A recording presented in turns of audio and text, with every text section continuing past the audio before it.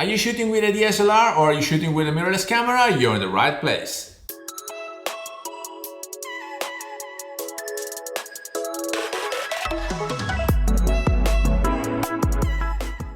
Hello everybody, welcome back to the channel. Thomas Love here from Leica Italia, and today I wanted to talk to you about how photography changed, because I started decades ago with film cameras, and then when I switched to DSLRs, well, I had my habits, and so the aim over there was always to keep the ISO as low as possible because you didn't want to introduce noise, but DSLRs were not so good managing high ISO values, so you needed either a longer shutter speed or a faster glass. And so 95% of the times, and this is thoroughly explained in my book, so if it would be linked down here, it's a street photography class, how to tell a story with street photography. You can find it down here, and the aim over there was like 95% of the time I was shooting with Aperture Priority because I wanted to choose the depth of field, and then the camera was adjusting the shutter speed,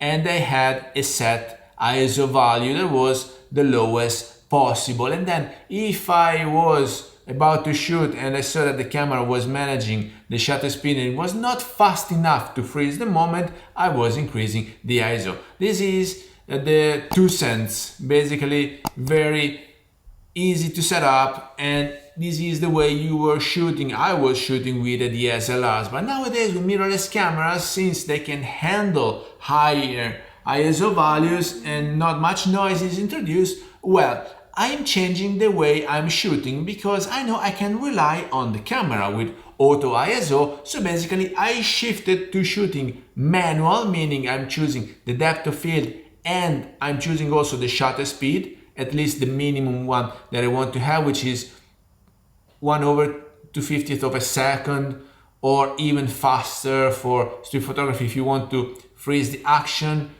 Bikes, motorbikes, they pass quite fast, so you need 6/40th, 800th of a second, 1000th of a second, 1250 of a second if it's particularly bright, and then the camera manages the ISO value. So basically with my Sony, I'm choosing the depth of field and the shutter speed, and the camera manages the ISO value, and if it's overexposed, you see the ISO blinking. That means I cannot go lower than that. I need either to close down or to shorten the shutter speed. So basically this is what a nowadays camera can tell you, can help you to do in order to get the perfect exposure, because perfect exposure of course is key, it's pivotal for you to express what you want to tell, the story that you want to share with us.